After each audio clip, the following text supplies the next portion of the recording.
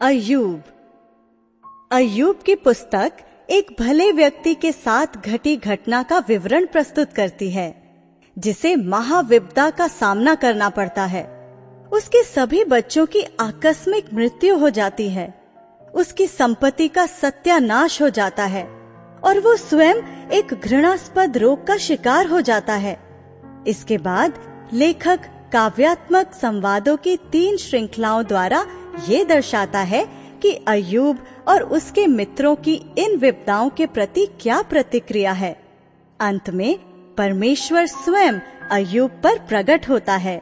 मानव जाति के साथ परमेश्वर का व्यवहार इस वाद विवाद का प्रमुख केंद्र रहता है। अय्यूब के मित्र उसके दुखों को पारंपरिक धार्मिक शैली में समझाते हैं। जैसा अय्यूब के मित्र मानते हैं कि चूंकि परमेश्वर सदा अच्छाई को आशीषित करता और बुराई को दंडित करता है, इसलिए अय्यूब के दुखों का केवल यही अर्थ हो सकता है कि उसने पाप किया है। परंतु अय्यूब के लिए ये बहुत ही सीधी सादी बात है। वो ऐसे कठोर दंड का पात्र नहीं है, क्योंकि वे बहुत ही भला और धर्मी व्यक्ति था। वो ये नहीं समझ पा रहा था कि कैसे परमेश्वर उस जैसे मनुष्य के साथ इतनी बुराई होने दे रहा है, और इसलिए वो परमेश्वर को निधड़क चुनौती देता है। अय्यूब का विश्वास टूटता नहीं, परंतु वो परमेश्वर की दृष्टि में धर्मी ठहरने और भले मनुष्य के रूप में अपने आदर को पुनः प्राप्त करने के लिए लालायित रहता है। परमेश्वर अय्यूब के प्रश्नों का कोई उत्तर नहीं देता, परंतु वो अपनी ईश्वरीय सामर्थ्य और बुद्धि का एक काव्यात्मक चित्रण प्रस्तुत कर उसे अभिभूत करते हुए उसके विश्वास का प्रत्युत्तर अवश्य देता है। तब अय्यूब दीनता पूर्वक परमेश्वर को एकमात्र बुद्धिमान और महान के रूप में स्वीकार करते हुए अपने बेलगाम और आग बबूला होकर कहे गए शब्दों के लिए पश्चाताप करता है। इसका गद्यात्मक उपसंहार दर्शाता है कि अय्यूब को कैसे अपनी पिछली समृद्धावस्था प्राप्त हुई, यहाँ तक कि वो पहले की अपेक्षा कहीं अधिक समृद्ध हो गया था। परमेश्वर अय्यूब के मित्रों को इसलिए डांटता है कि वे अय्यूब के दुखों का अर्थ समझने में असफल रहे थे। केवल अय्यूब ही इस बात को महसूस कर पाया था कि परमेश्वर उससे कहीं महान है, जैसा कि पारंपरिक धर्म परमेश्वर को चित्रित करता है। अय्यूब अध्याय 1। ऊस देश में अय्यूब नाम का एक पुरुष था। वह खरा और सीधा था और परमेश्वर का भय मानता और बुराई से दूर रहता था। उसके 7 बेटे और 3 बेटियां उत्पन्न हुईं। उसके 7,000 भेड़ बकरियां, 3,000 ऊंट, 500 जोड़ी बैल और 500 गधियां और बहुत से दास दासियां थीं। वरन उसके पास इतनी संपत्ति थी कि पूर्वी देशों के लोगों में वह सबसे बड़ा था। उसके बेटे बारी बारी से एक दूसरे के घर में खाने पीने को जाया करते थे और अपनी तीनों बहनों को अपने संग खाने पीने के लिए बुलवा भेजते थे। जब जब भोज के दिन पूरे हो जाते, तब अय्यूब उन्हें बुलवाकर पवित्र करता और बड़े भोर को उठकर उनकी गिनती के अनुसार होम बलि चढ़ाता था, क्योंकि अय्यूब सोचता था, कदाचित मेरे लड़कों ने पाप करके परमेश्वर को छोड़ दिया हो।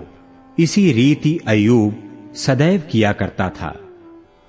एक दिन यहोवा परमेश्वर के पुत्र उसके सामने उपस्थित हुए और उनके बीच शैतान भी आया।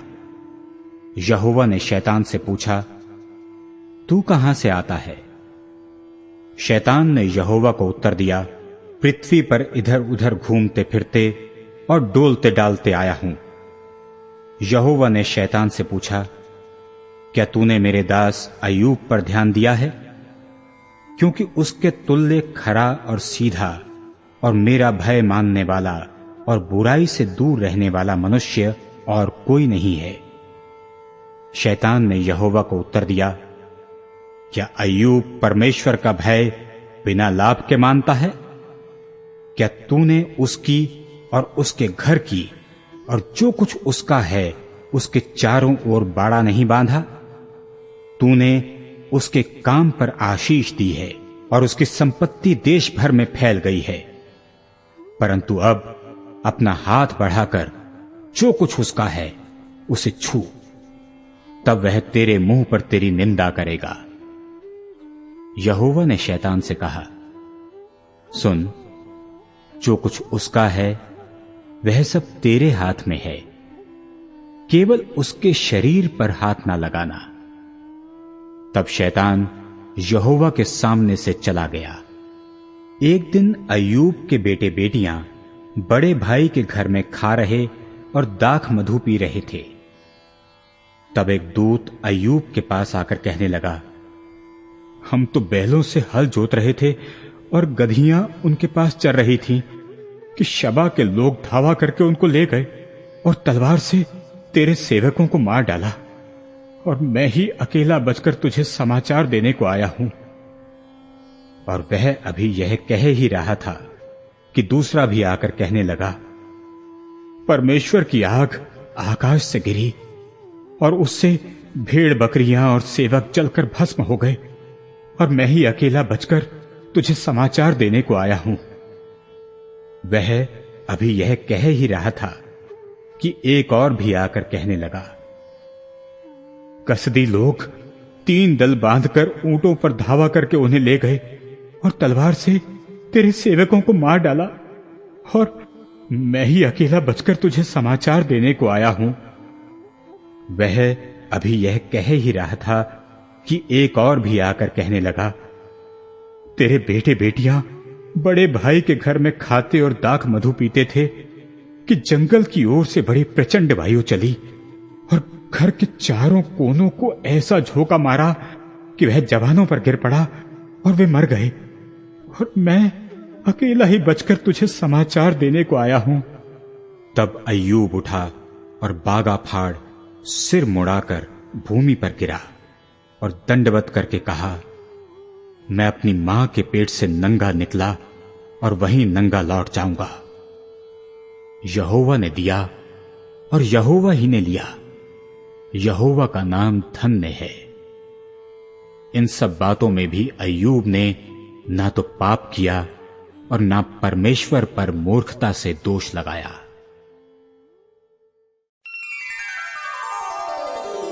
अध्याय 2। फिर एक और दिन यहोवा परमेश्वर के पुत्र उसके सामने उपस्थित हुए, और उनके बीच शैतान भी उसके सामने उपस्थित हुआ।